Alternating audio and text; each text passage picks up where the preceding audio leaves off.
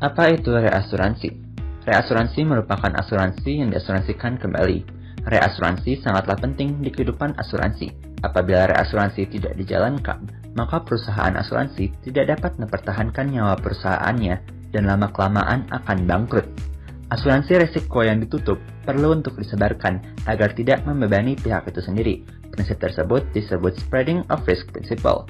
Dengan melakukan spreading of risk principle, resiko yang ditutup tersebut akan ditanggung bersama dengan perusahaan asuransi lain yang ikut menanggung resiko.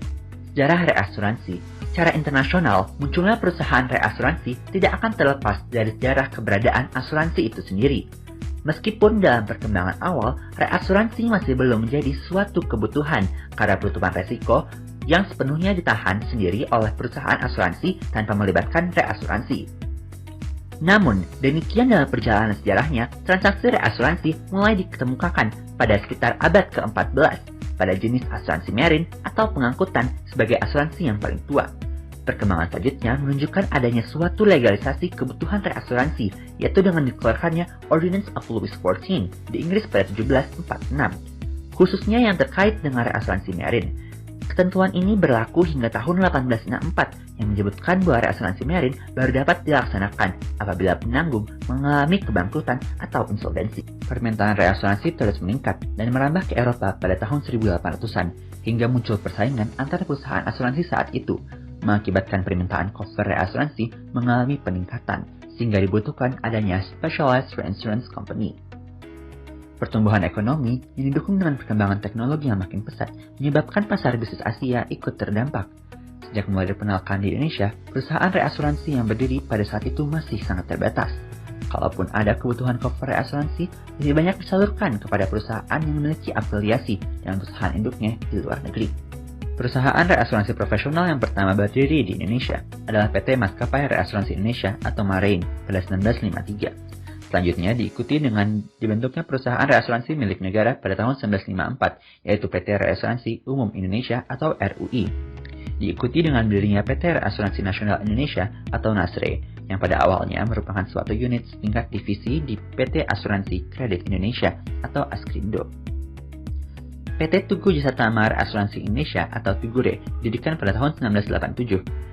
Khusus risiko gempa bumi, lahir perusahaan reasuransi khusus bernama Reasuransi Maipark Indonesia pada tahun 2004. Terakhir pada tahun 2017, dari perusahaan reasuransi baru bernama Nusantara Reasuransi Makmur atau Nusantara Re, yang merupakan bagian dari grup Sinarmas Mutiarta.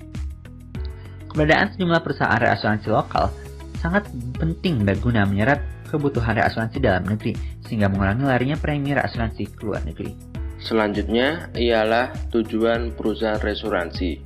Yang pertama, memberikan kapasitas penyimpanan risiko yang lebih besar kepada perusahaan asuransi.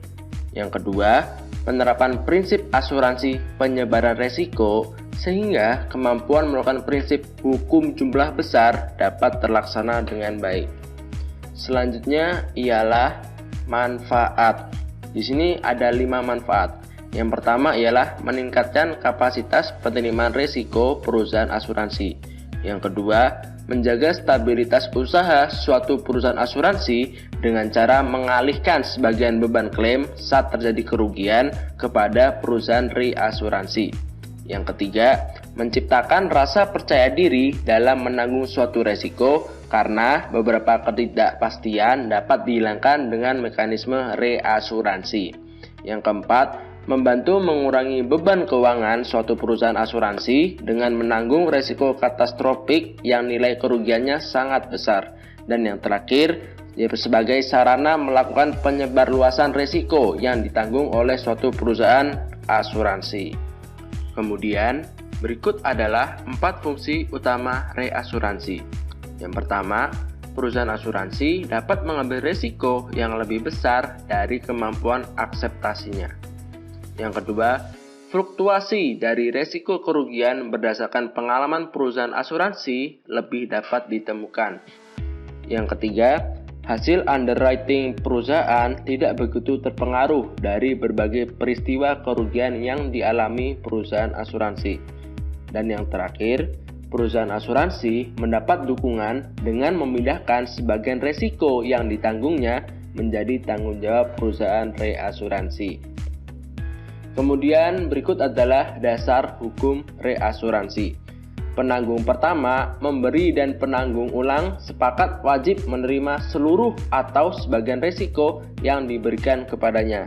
Penanggung ulang juga berhak menerima seluruh atau sebagian premi yang diterima oleh penanggung pertama berdasarkan polis yang telah diterbitkan. Selanjutnya, berikut ialah 5 prinsip dari perjanjian reasuransi.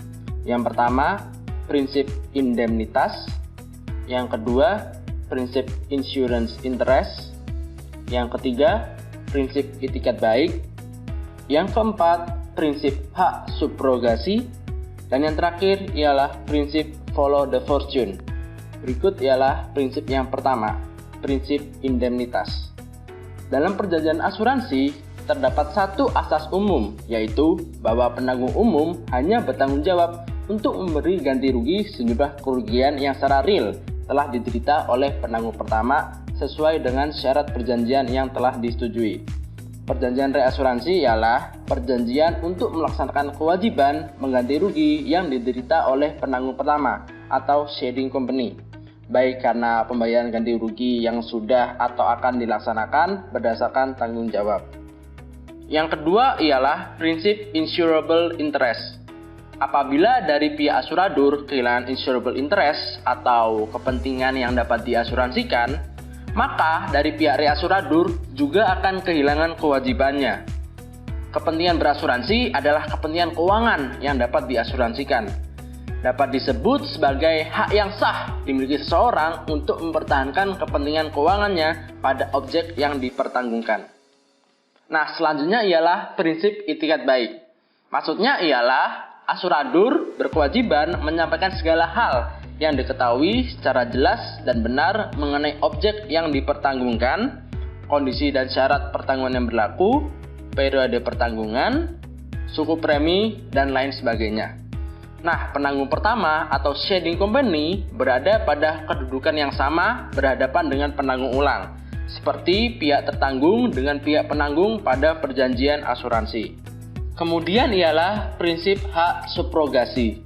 Nah, maksud dan tujuan dari prinsip ini ialah mempertahankan prinsip indemnitas, yaitu mengembalikan kondisi tertanggung ke posisi sebelum terjadi kerugian. Subrogasi yang diterima oleh penanggung dari pihak ketiga akan mengurangi jumlah kerugian atau klaim dari penanggung ke tertanggung. Last but not least, kita ada prinsip follow the fortune.